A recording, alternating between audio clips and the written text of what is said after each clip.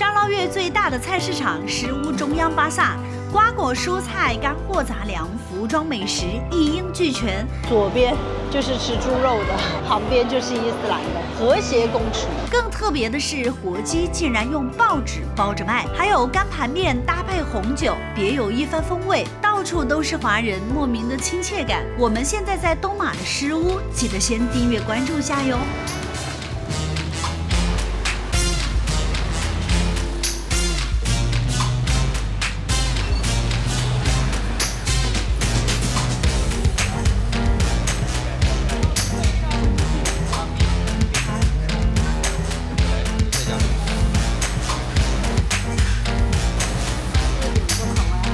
红豆沙好了，来呀，哎，我尝红豆沙。1.6块哈，好的，谢谢。1963，我60年的耶，老店喽。哦，这个我忙啊。哦，好的。现在我们来到石屋的中央市场啊，这个也是沙捞越州最大的室内菜市场。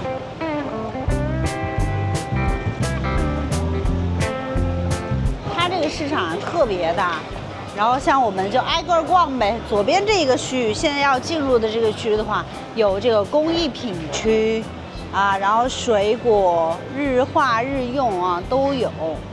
这在编什么？编这个，这个是什么？做帽子，哈哈哈。啊，哦，明白了。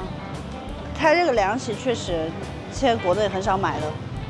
竹编和藤编的都有，斗笠有点那种越南的风格，这个的话就防水。这边好多就是这种竹编的包包，在中国以前的话，就是70、80年代买菜啊，就用的这个篮儿，竹编篮。这个中间的话是卖鱼干的。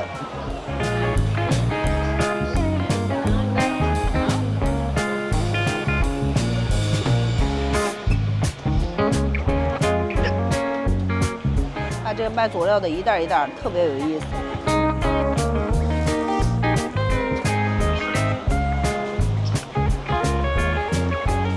刚刚我们逛的那个区域啊，我感觉就像中国内地的菜市场一样，他们连刷的抖音都是中文的，只有走到这个台子这里，才有点马来西亚的感觉。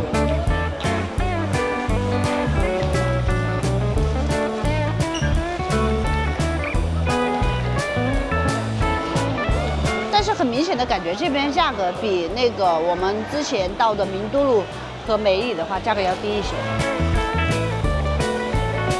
这个市场真的很大，你看，而且人气应该很旺，每个摊铺里面都有这个商家店，在卖东西的。你看这个螃蟹自己腌的，拿小螃蟹这么1 kg 的话是20。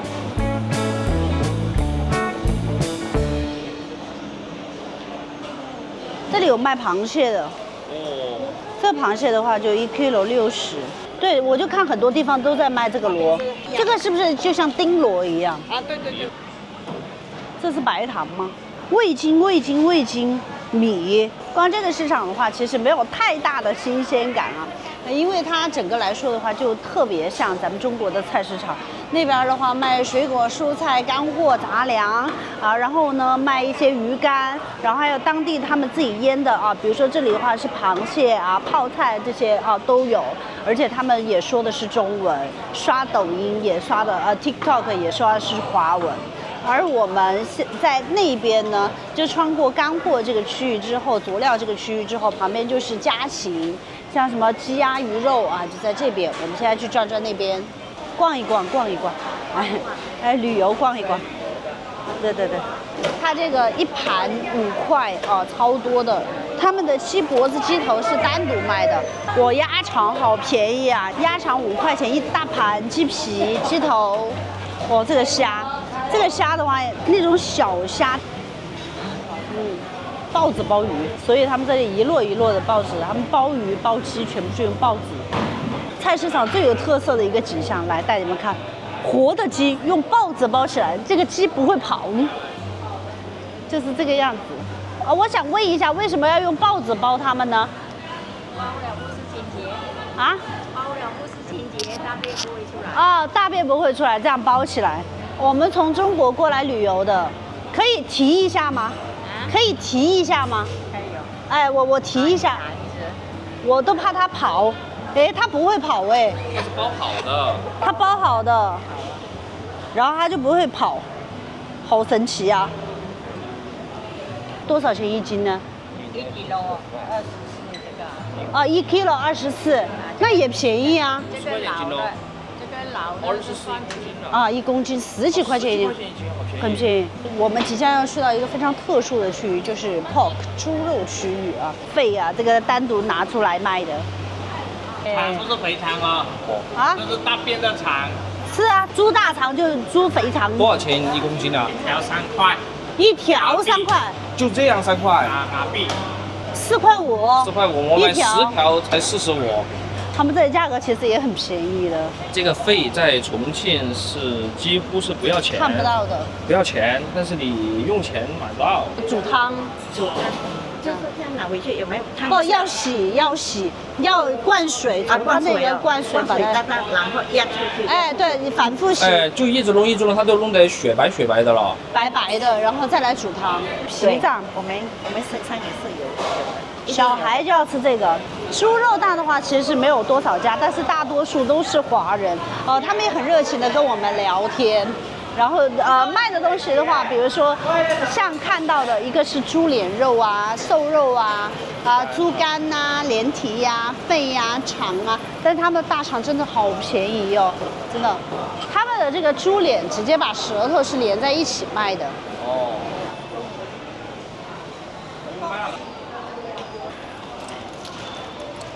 好了，那我们现在就上2楼喽。2楼的话，很多吃的东西，走。2楼一上来的话，果不其然，服装这一边全是服装，那一边全是吃的。它的分区的话是非常明显的。来到诗屋的话，诗屋有一个叫哥罗面，也叫干盘面。当地人说你的时间比较紧张，你可以直接去中央市场的上面，老店老街坊都在这个上面的。所以我们准备找一个人最多的，直接选干盘面。就这一家吧，我觉得这个什么新费面食这一家，新会面食啊，新会不是出陈皮的吗？看他们家的话，人也是最多的，直接选他们家，点了一个特色的干盘面。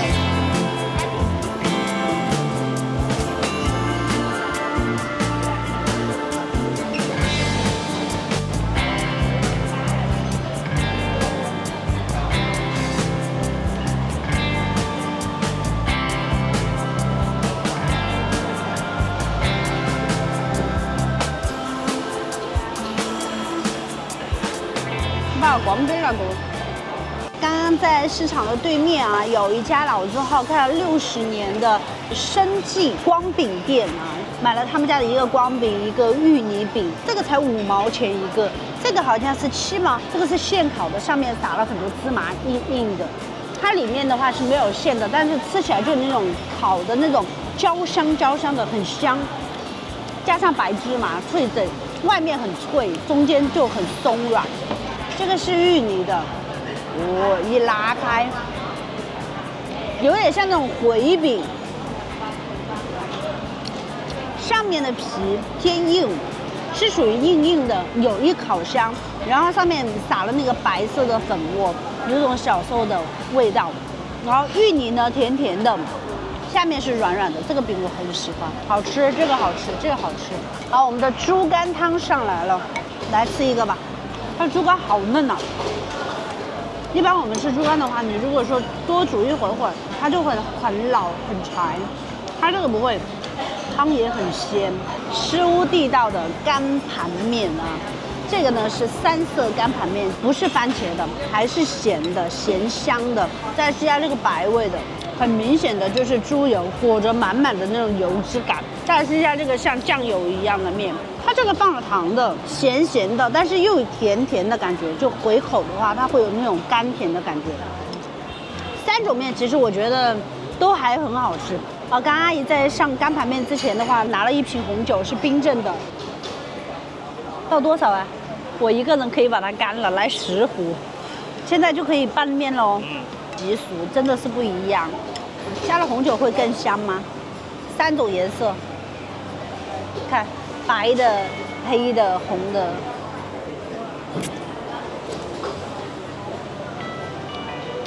它会更清爽一些，有酒的那个香气，很特别耶。我再吃一口啊。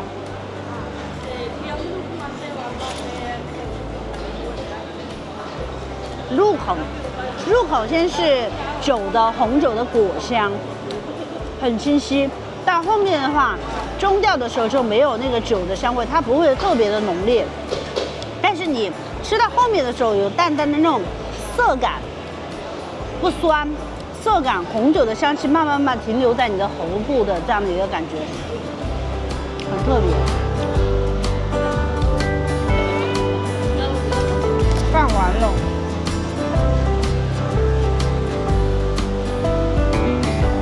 我们刚刚在那儿吃了干盘面，是猪肉的、猪肝的，然后在这里的话就是伊斯兰的，两家挨得那么近，感觉好大逆不道哦。如果你是一个爱吃的朋友、爱美食的朋友，那么这个上面我推荐大家就一定要来，真的好多吃的呀，感觉应接不暇的。早上的话空着胃，你在这里可以吃饱一天。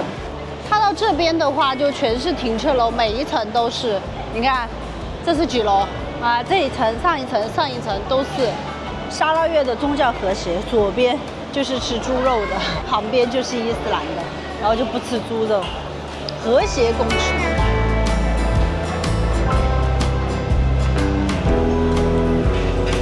有。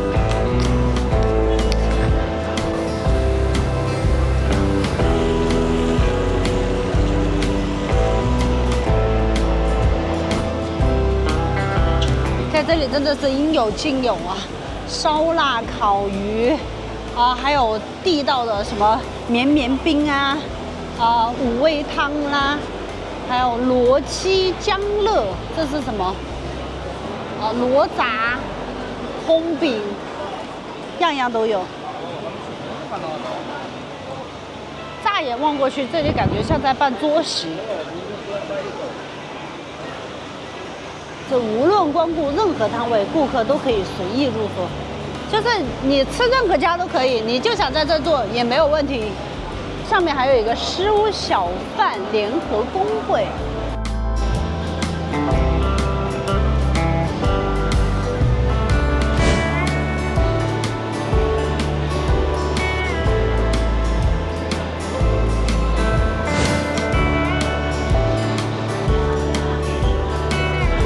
这个诗屋中央市场的大的确是大，里了3层。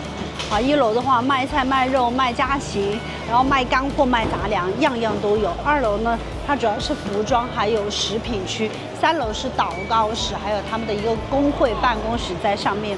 但是呢，我觉得对于中国人来说啊，缺少一点新鲜感和刺激感，就跟国内的菜市场感觉差不多。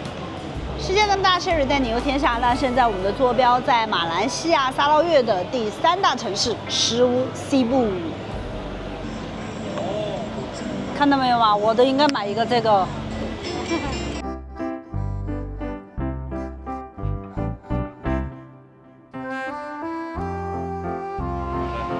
从诗屋的中央市场一过来，旁边呢，这里就是诗屋的大伯公庙啊，它是一个华人寺庙，有上百年的历史了。后面的这个宽宽的巨大的河流呢，这个河流呢就是诗屋的城市之河，它叫拉让河，它也是东南亚最长的河流，在最宽的地方的话是超过1英里，也就是1.6公里。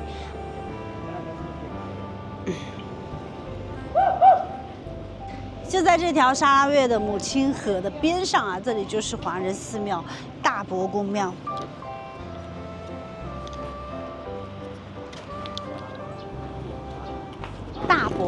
大伯公庙呢也是非常标准的福建闽南的这种建筑，燕尾脊啊，非常的形象。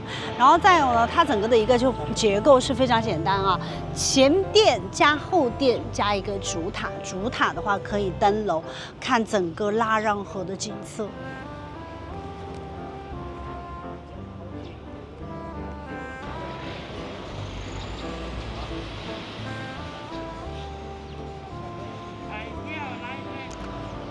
伯公庙旁的这一棵老榕树啊，真的是上了一定年纪的。你从它的粗壮的树枝、树干里面就可以看得清清楚楚。这棵树呢，是由当时开垦的工人，然后无意之下种下的。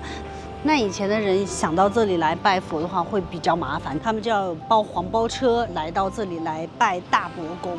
那所以呢，黄包车司机到了这里，就在这个树下乘凉。那现在呢，树也是越来越粗壮了，跟随大伯公庙呢一起守护着这个沙捞越的尸屋啊，包括现在我们看到这个大榕树上面还进了拿督公。这个大伯公庙的话，据说最开始的时候只是一个木质结构的一个小庙啊。可能1928年尸屋发生了一场大火，很神奇的是，只有这个大伯公庙和周边的几个商铺留下来了，其他很多地方都被焚毁、烧毁了。所以大家觉得大伯公庙的话是非常神奇的。我们现在看到这个寺庙的话，它是后来才修建的。据说呢，这些修建的一砖一瓦，还有整个大伯公的像呢，都是从中国进口来的。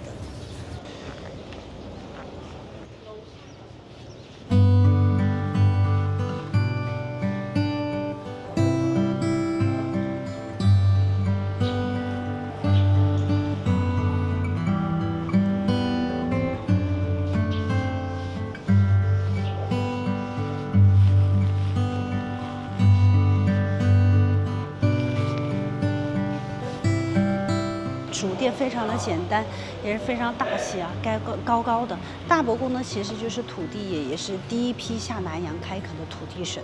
那所以呢，其实下南洋的华人他们都遵从的就是土地公。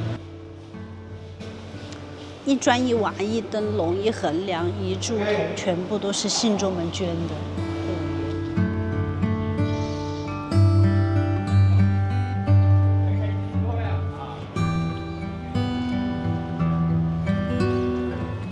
哦，这里是一个大的戏台，金玉良缘，永结同心，开枝散叶。哎呀妈呀，姻缘线啊，这是月老，千里姻缘一线牵。走到后院呢，在这里也有2个凉亭，可以看到拉让河的景色啊。扶手上面还有尸屋的标志，天鹅。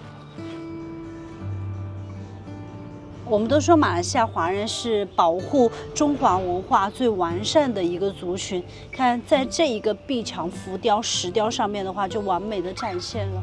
从小的话就会送小孩去上中华学校学礼义廉耻、学中文。抗日战争时期的话，他们也是筹款，然后救国救民。那和平年代呢，他们就在各行各业里面打拼，努力的赚钱，都各有建树。你看，在建筑行业、海上运输行业，而且尸屋最重要的工业就是造船。越来越多的华人呢，走到了尸屋，他们就成立了工会，然后在尸屋这个地方的话，拼命打拼。我们去找找路，看能不能上这个塔。这里还有个龟仙，他们这边认为乌龟是长寿的，所以呢，他们也会拜龟仙。大殿的右边，然后进来，这边的话就可以上楼。尸屋永安亭观音祈宝宝塔，对，观音塔应该在这里了，观音像。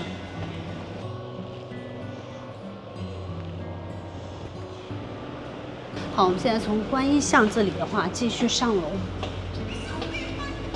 访客经过此门，请锁上；访客下塔，请再把门锁上，然后把锁钥匙还给本庙祝，谢谢。其实它是可以上去的，开不了，锁了。问一下吧，问一下庙祝。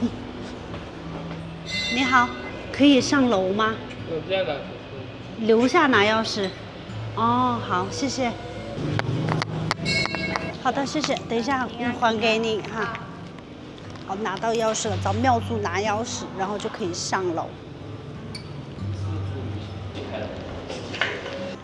先把它关起来，等一下下去的时候再关。上楼，上楼。后面是一些陈列品。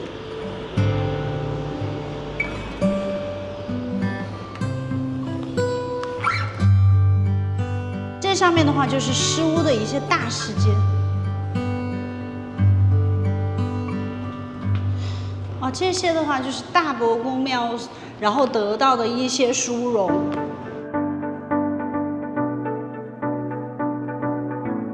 们现在在大伯公庙的这个宝塔的最顶端，在这里的话就可以俯瞰整个诗屋的城景。比如说刚刚在那里我们有去到的中央市场，而中间的这一块的三角地带呢是晚上的夜市非常闹热。而旁边这个卫理大厦还有一个基督教堂，那这个也是100年的基督教堂了。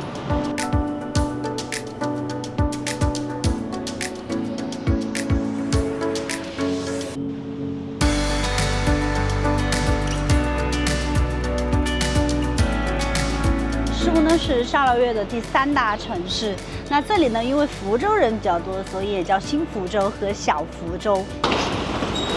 好，谢谢。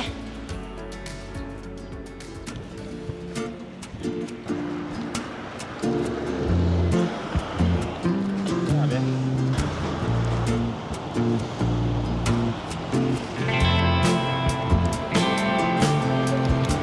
诗屋的码头在这里。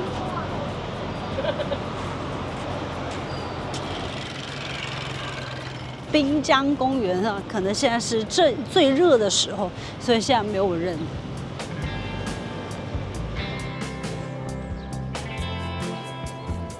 在这个滨江公园这里有一个大大的石碑，上面写着个许氏，这个呢主要是为了纪念和感谢许家对于诗屋的贡献。那这里是一个小小的许碑然后这里有一个许氏南迁的一个简史。许姓呢是炎帝神农之后裔，源自于中国河南的许昌。1912年左右，许家就跟随这个传教士来到了诗屋开垦地然后包括了许天进等先贤后代等等。好，所以呢也是为了感谢他对于诗屋的一些贡献。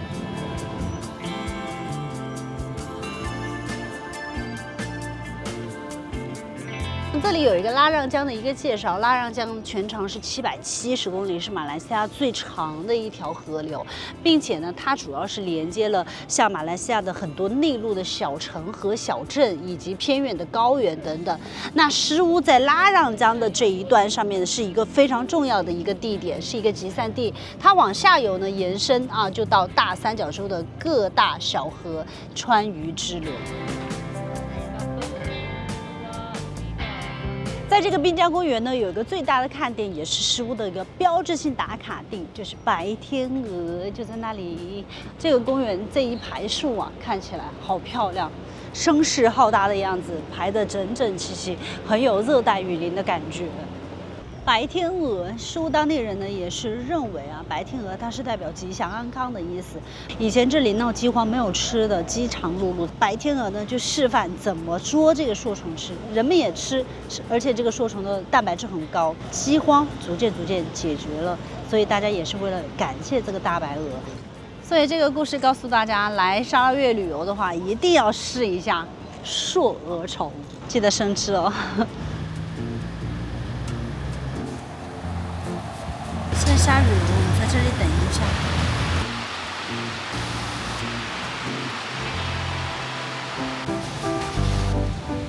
现在来到了诗屋之窗，我站在中间的话，说话还有回音呢。代表诗屋的这个白天鹅，有一个大大的石雕也在这里的，而且这里有一个喷泉，12生肖围着它，在护着它。这里写的是一个灵性溯源。林氏宗亲会在福州的话，林也是大姓了。而在旁边的话，募捐栏上面的所有功德名字全部都是姓林的，是不是他们家老大说必须要捐，所有人就必须捐？林氏天鹅公园应该就是林家捐的修建的这个公园。这里的话还有一个老戏院，叫皇宫戏院。前面一个好原生态的小巷。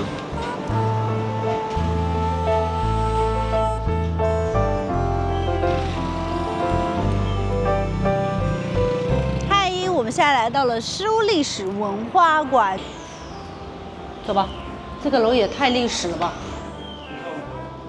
诗屋乡村参与会会员1963年7月1号的合影。对，反日活动，动荡的岁岁月 （Broken Arrow） 火灾，第一场大火在1889年1月11号，然后第二场大火是1928年的3月7号。哦，卫理中学我知道，那个卫理教堂、卫理中学，啊，伊丽莎白中学的学校制服好好看呐、他们这个学校制服，你看，放在1950几年的校服，放在现在的话也好看呐、中华公学这个学校的话，好像历史比较久了，1916年就有了。这是教育啊，然后这些是节日的展示，中元节。对，中元节就祭祀先人的。新年和元宵15就大年小年。中国艺术毛笔字，肚兜，老太太的那个头套。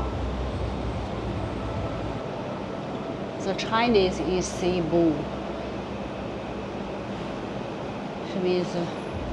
福建人最早的话是1880年抵达的诗屋，在85年的时候抵达的是潮州人，在1894年的时候是海南人，然后90年、01年的时候是福州人，02年的时候是兴化人、广东人啊，是这样来的。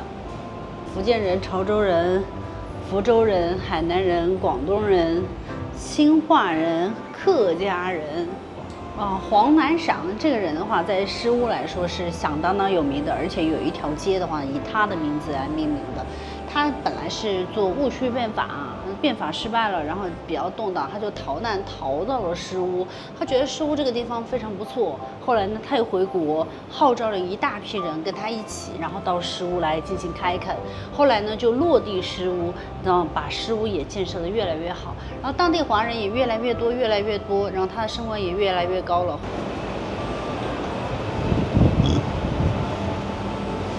这应该是做什么活动的时候要穿这种戏服吧。光绪年间的碑，永安亭，大清光绪23年的碑，这个应该是大伯公庙当时拿过来的，你看都有一些破损，然后放在这里的话更好保存。这个也是，主要的话就是捐款捐银的一些记录，这个也是光绪23年的。张宗罗，他的祖籍中国福建海城县黄南省，然后是闽清的人。这个成功书是广东省三水县人。这边主要展示的一些是瓷器，不同时期、不同国家的，比如说这个就很中式的，然后这个呢是属于日本陶瓷，那这个是伊斯兰的陶瓷，所以上面有伊斯兰的这种文字在上面，确实还是从一些细节上面看到有些不一样的。这个是卡物节庆典，这个可能是他们庆典会用到的一些东西。然后一看的话，这个肯定是靠着海的，一定是跟鱼打鱼有关的。你看吧，它挂在这里，簸箕竹筐、竹篓的马来人生活，他们的建筑房子，这是他们的船，各种庆典的服装是不一样的。他们结婚，然后新房看下面也要用地毯的，中式的这种衣柜、书柜，旁边新娘新郎的合影，然后这就他们的新房的装饰。这边就是诗屋的一些重大的历史事件，还有我们刚刚说的去大伯公庙的话，上香拜拜用的是3轮车，就是长这个样子的。伊班族也是马来西亚诗屋本土的很大的一个族群，伊班族。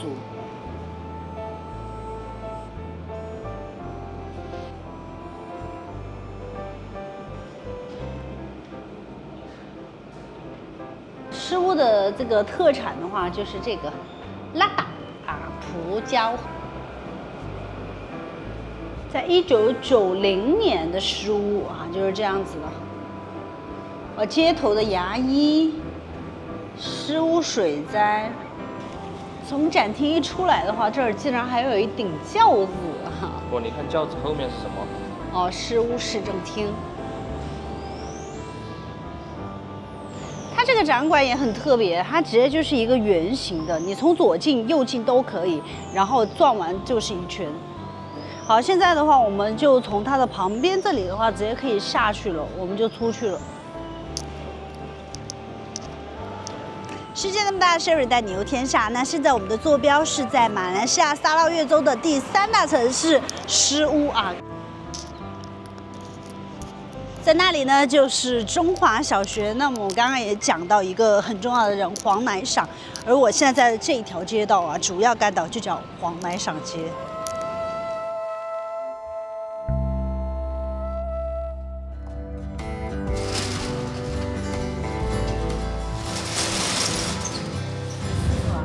比较便宜。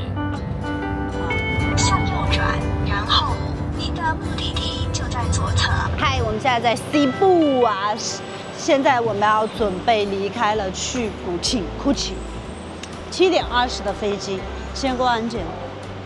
因为从西部到古晋的汽车的话要坐7个小时，所以我们就选择了坐飞机。其实它差价不是很大，如果是提前订机票的话，其实优惠还更多。啊下，来，联航的打印，2个人的话288，啊，联航的这种热敏纸，来都来了，还是打一个吧。Departure。我们现在马上要登飞机了，去安检，他要把这瓶可乐干完，不然的话就浪费。我们这样背行李，它亚航检查是没有问题的。它亚航主要是要检查脱箱，如果比如说你拿一个行李箱，20寸的小的，它都会让你去办托运的。但是你背书包，像我这样都是没有问题的。你是不是很喜欢橘色？橘色是你的幸运色吗？对。你前后都是橘色，下面也是橘色，鞋子也是橘色。对。好骚气啊！到沙巴就要过海关，是直接到沙捞越。到沙捞越，到古晋，安检都没有人。好，我过完行李，他连可乐都让我们拿进来了。人家人性化，这个叫。就太那个啥了。人性化。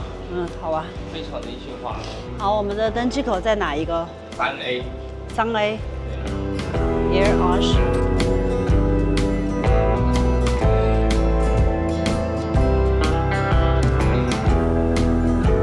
我们的飞机延误了，本来7点10，然后就可以登机的，然后现在的话它被降，然后所以呢我们要等到8点55，然后才可以飞。我们走到最里面准备登机了。我们想的是，因为它8点55飞嘛，然后现在是8点03分，我们想是应该是要登机了，因为排了很长的队，然后我们就排，然后我把这个登机牌和护照就拿给他，他说小姐不好意思，他用英文说小姐不好意思，我们是飞 GB 的不是飞古晋的，古晋的还要等。好，我们又准备要登机，这是第3次登机啊，这一次应该是真的了border了，终于登机了。终于到我们了，等了2个多小时，3个小时。我们是9。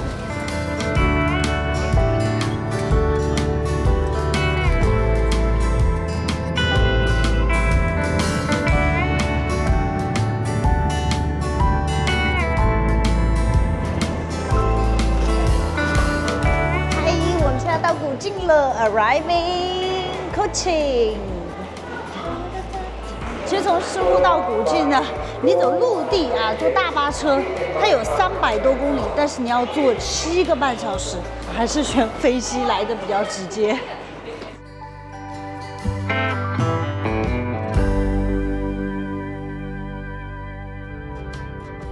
从沙捞越的过来的话，就直接走这个小的出去就可以了，不然你从什么沙巴呀这些过来的话，还要过海关。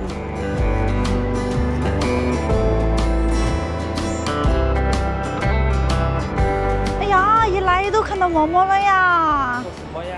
一来都看到嬷嬷了，喵！哎呀！你叫啥子？来自猫城的。来自猫城的，欢迎！现在我们在古晋的机场外面打车，因为我太冷了，我在外面回一点雪，回点温。在前面几个城市住的稍微差了一点。我们之前想的是在古晋最后3天就住好一点。我们订的话就是这个房间是580几啊，相当于3天的话1天算下来接近200块的样子。这已经算我们住的比较好的。等一下我去看一下房间，会不会有一点失望？办理入住喽。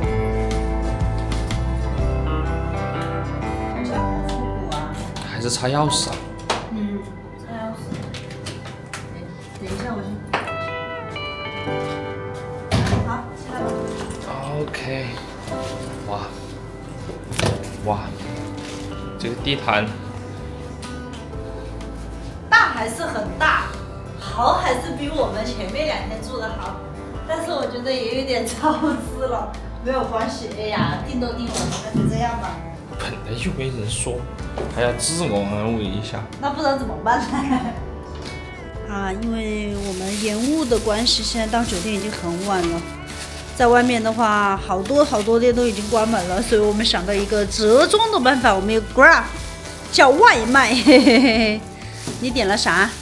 点了一个鸡饭，我们是10点37，我10点37下的订单，然后52分小哥就已经到楼下了，然后发信息问我是不是怎么来交接，所以不要再说国外没有点外卖了。人家是有，而且是速度比中国还要快。上次我们在越南也是10几分钟就到了，然后在马来西亚古晋也是一样的。来，这就是我的饭。